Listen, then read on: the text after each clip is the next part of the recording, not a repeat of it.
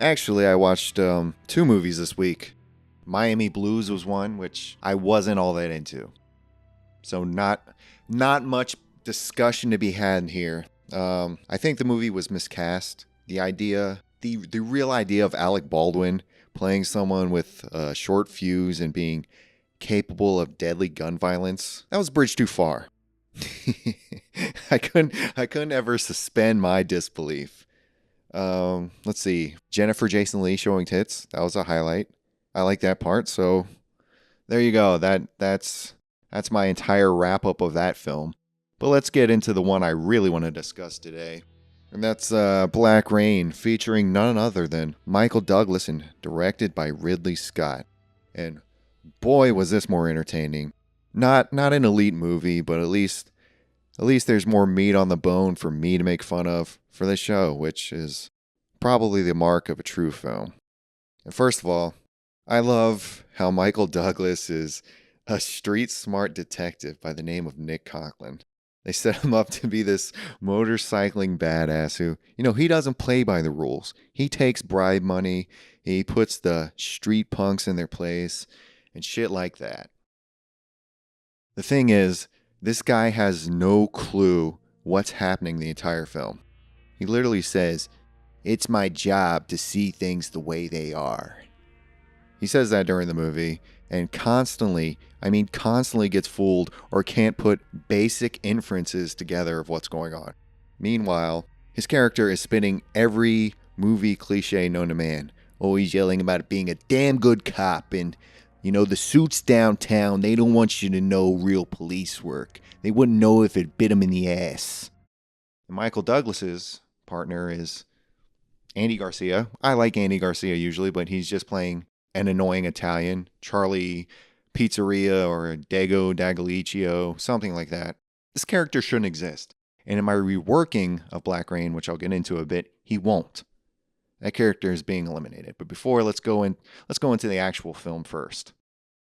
So Detective Conklin and Greaseball go to eat lunch after Michael Douglas gets interviewed by Internal Affairs about his alleged bribery and once again yells about being a damn good cop. This is when we're introduced to the villain, Sato, who comes into the restaurant and murders two Japanese men because they have something in a box. And I'm pretty sure I put this together, that the box contains the plates for counterfeiting US dollars that they bring up later in the movie.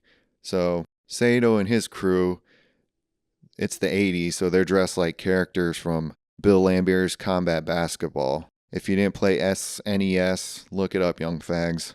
You'll get exactly what I mean. Mohawks, motorcycles, jackets, those like giant glasses, everything like that. Anyway, Michael Douglas and Andy Garcia, they chase Sato down. They eventually get tasked after arresting him with escorting him back to Japan. And Conklin, in his super street smarts, immediately give Sato away to Sato's crew, who are posing in Tokyo as Japanese officials. Right on the aircraft. They give them right back. And of course, then the real Japanese police show up and are like, "Where the fuck is Sato, you dumbass? You fucking dumbass round eye?" So I'd say the next 20 to 30 minutes of the movie is basically just Michael Douglas demanding coffee and complaining about trying to find nips that speak English. "Where the fuck are these nips? Listen, pal, I need nips that speak some English." Eventually, it's all worked out that Conklin and his WAP partner, well, they can stay in Japan and assist tracking down Sato after their big mistake. They gotta make up for it. But they're put together with a Japanese cop named Inspector Matsumoto, who has to babysit the two Americans. So they have to go check out a related killing in a nightclub and tag along with the crew on a raid of a supposed Sato hideout. So Michael Douglas arrives on the scene in Osaka, dressed like Deckard in Blade Runner. And you get that same kind of atmosphere, which is probably the best visuals of the movie. Again, it's Ridley Scott, so you get the real Blade Runner look in Japan instead of 2019 Los Angeles. So it's kind of unclear whether at this point it's going to be a buddy cop or a revenge movie, which comes later. But Andy Garcia, he has this obvious karaoke scene where he's all like, "Hey, yo, yous don't know how to rock and roll. Let me show you nip something. Let me show you Jap something. I'm with the 5 beautiful ladies. I'll teach you how to eat spagoot." Oh. And that's where I would have changed the movie. As I said, Andy Garcia is useless, his character. Outside of the scene where he gets murdered, which is hilarious, by the way, so I will get into that. And that's the last part, and Andy Garcia is done here. So the scene set up, one of the Japanese toughs steals his trench coat while Andy Garcia is walking. That guy's on a motorcycle, and Andy Garcia chases him down, and he gets surrounded by the cyberpunk bikers doing wheelies and whatnot, like it's a fucking DMX music video. And Michael Douglas during all this, well, he's running and, at the slowest speed possible for a human being, trying to catch up. He's literally half a mile behind the entire time. I don't even know if it's a half a mile distance, but he's somehow that far behind. Of course, he's not in time and gets stuck behind a closed gate. They also had time to close the gate behind them. As Sato shows up and he literally decapitates Andy Garcia with a samurai sword. Which is one of the funniest scenes personally, I would cut this part of the film and paste it into Ocean's 12 instead of that weird Julia Roberts scheme they had going. Like, what if they just sent the little Chinese acrobat to decapitate Terry Benedict, and then they all just get to stand at the Trevi Fountain in Rome because their debt's paid off. And that's Ocean's 12. Instead of Julia Roberts and the gay French guy doing things under lasers.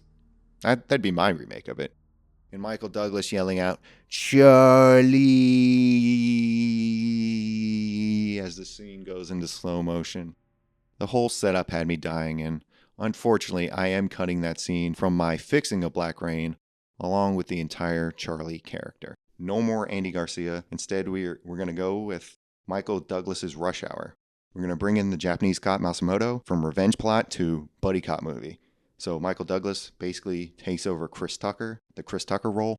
"Captain, the block was already messed up. That's what the suits downtown don't want you to know, is that the block you're referring to was already messed up." And Masamoto is Jackie Chan, and Conklin, and in my version, he's not going to remember his name, and just calls him ethnic slurs for about 95% of the movie until Masamoto earns his respect. He finally opens up when Mas asks him about what information the NYPD sent in his file. He's like, well, it wasn't always this way, Toyota. I used to just be a cop. No bullshit, no nothing. Kept my head down and my nose clean. But on the set of Wall Street, Charlie Sheen came into my trailer. He sat down and put his hand on my back and said, "Hey, this is just what guys do." I said, "Not this way, Charlie." And he goes, "Here I'm Bud Fox. Soon you'll just call me Bud Fox." I blacked out for a long time. So when I hear about internal affairs and their lies, what about my goddamn internal tears? Now I'm here in Tokyo to pass on my trauma to Andy Garcia. I'm gonna make him Handy Garcia if you catch my drift. He is no longer in the movie. And who the hell was that guy in my trailer? The file says you're a demonic pervert. What does this mean? Well, it means I'm a cop who does his job, okay? But the suits downtown don't like it when you play things loose and hard. Yes, many citations. However, you have been accused of many crime. Bribery, prostitution, something called buggery. Buggery? Buggery. We got a whole goddamn country built on passion. You and the boys start adding a monetary value to that passion, and you have a passion for one another. Suddenly it becomes a crime.